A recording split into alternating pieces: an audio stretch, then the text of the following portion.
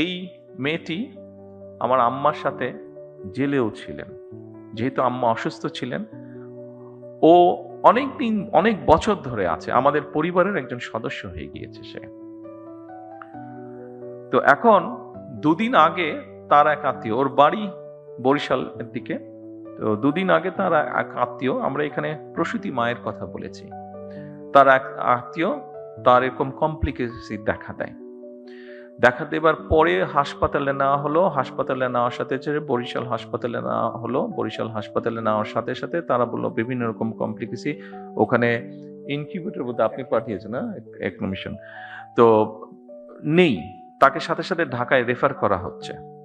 কিন্তু আমি যতটুকু শুনছি, আমি তো ডাক্তার না, বাট আমি যতটুকু বাসায় যাওয়ার পরে আমার স্ত্রীর কাছে শুনলাম যে সামান্য বেসিক জিনিসটা ওখানে দেওয়া সম্ভব হয়নি বা দিচ্ছে না, ঢাকায় সাথে সাথে পাঠিয়ে দিচ্ছে।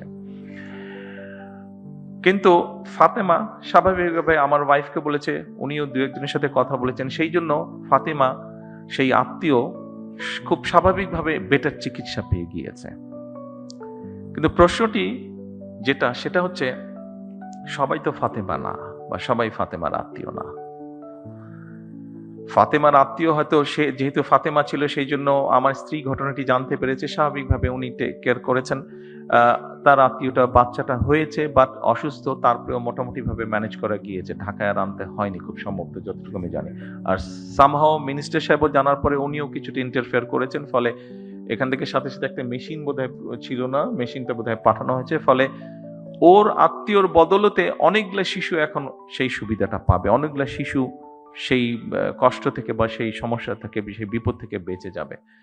কিন্তু যেই কথাটা আমি বলতে চাইছি, ওখানে যারা দায়িত্বরত ছিলেন তারা যদি আরো একটু যত্নশীল হতেন, তারা যদি আরো একটু কেয়ারফুল হতেন, তাহলে হয়তো অনেকগুলো সমস্যাকে এড়ানো যেত, সব না হলে অনেকগুলো সমস্যাকে এড়ানো যেত।